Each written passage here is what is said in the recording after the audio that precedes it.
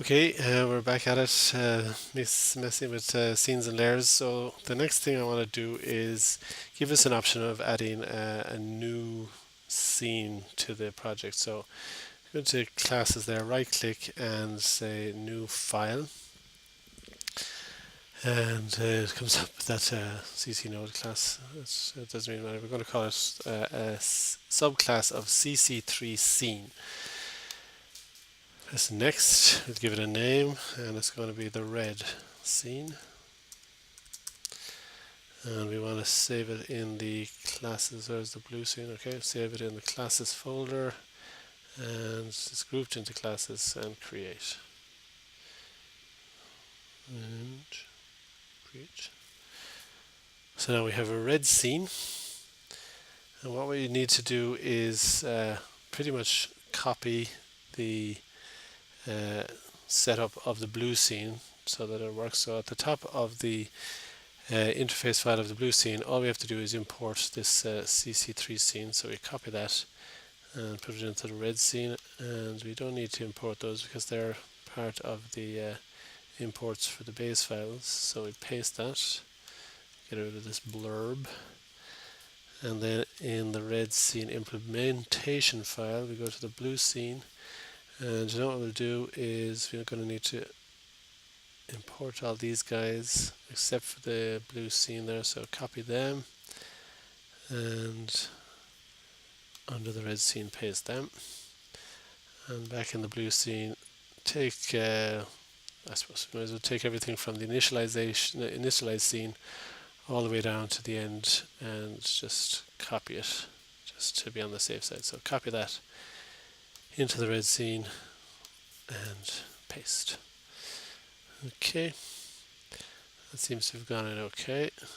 Now this is a red scene, so what we want to do is make the color a bit more red in the background. Bring back that to 4. The camera is okay, the monkey is okay. So this shows how the use of the resource node. This time we're bringing in the node, but we're going to use we're going to have a different object taken out of it. It's going to be the mesh node called redsu, and I'll be adding redsu to the red scene, and I think that's pretty much all we have to do there.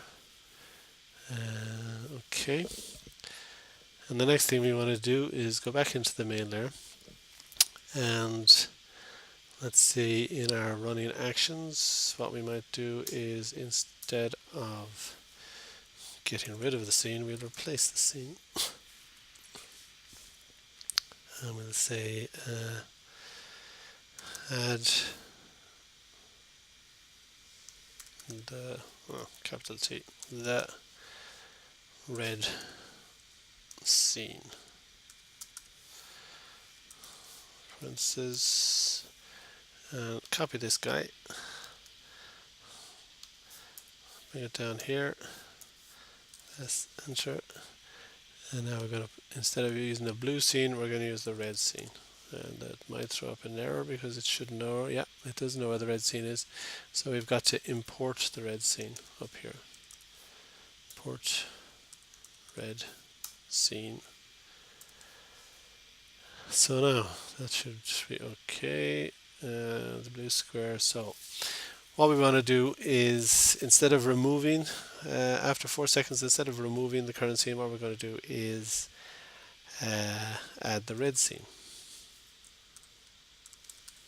The red scene, there it is.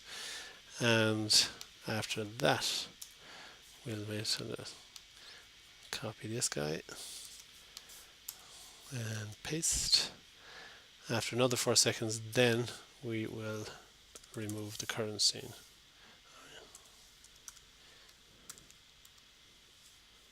Remove current, did it again. CU current scene. Okay, so we should have 2 minutes, or sorry, 2 seconds where the scene launches, the layer launches, 4 seconds of the blue scene, swaps straight into the red scene, and then 4 seconds and it should clear out. Okay, here's a hoping.